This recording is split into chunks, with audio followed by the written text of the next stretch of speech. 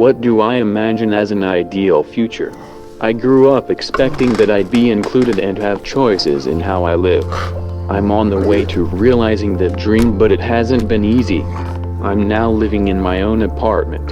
I finally have a Section 8 housing voucher, so that I can afford to remain in my own apartment. Someday, I hope to have enough staff so that I don't need to have my parents provide as much unpaid support as they do. They won't be around forever, so I need to get this part figured out, so that I can continue to live independently, just as anyone else does.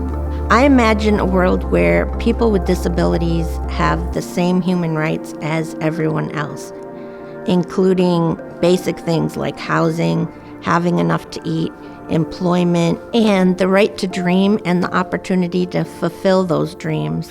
Like any parent, you want your children to enjoy their life, to be able to do the things they want to do, live where they want to live, have the job that they want to have, and be able to make the choices that they want to make in life. The future that I want to see for my children is a place where stigma with disabilities, somebody with mental health or physical disabilities, is not looked at someone that's lesser than you. So I want to see a place where people with disabilities are welcome in every settings of our community. When we talked about how much work do we have to do, we have a lot of work to do, but we also have a roadmap to understand what that work looks like and what needs to be done moving forward. This is where the ARC comes in. They're there, so that we're not alone in trying to change this system. That would be insurmountable. The ARC can help connect those of us with disabilities and partner with us, our families, and allies, so that we can live the lives we choose. It's so important for folks with disabilities and other needs to be a part of the process up here at the state capitol. Their feedback, their insight, their needs, oftentimes, unless we ourselves or our family members, loved ones have some of those same challenges, we're just not aware of them. You know, it sounds pretty simplistic, but the reality is when we don't highlight a need for justice for all, then there's not justice for all.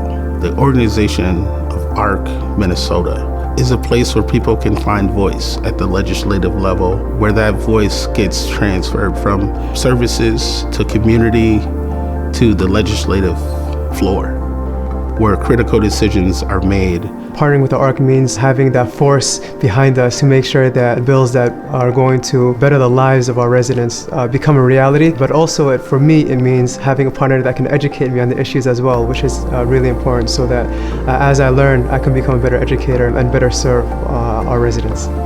When I first started doing advocacy work, I did not have connections or relationships with anyone. And so really I just had to rely on tenacity and just not giving up and talking to everyone you know, family, friends, co-workers, and your legislators, of course. We can do better. We must do better. I want to be part of an inclusive community with people of all ages, abilities, and backgrounds. Show up and share your stories with elected officials.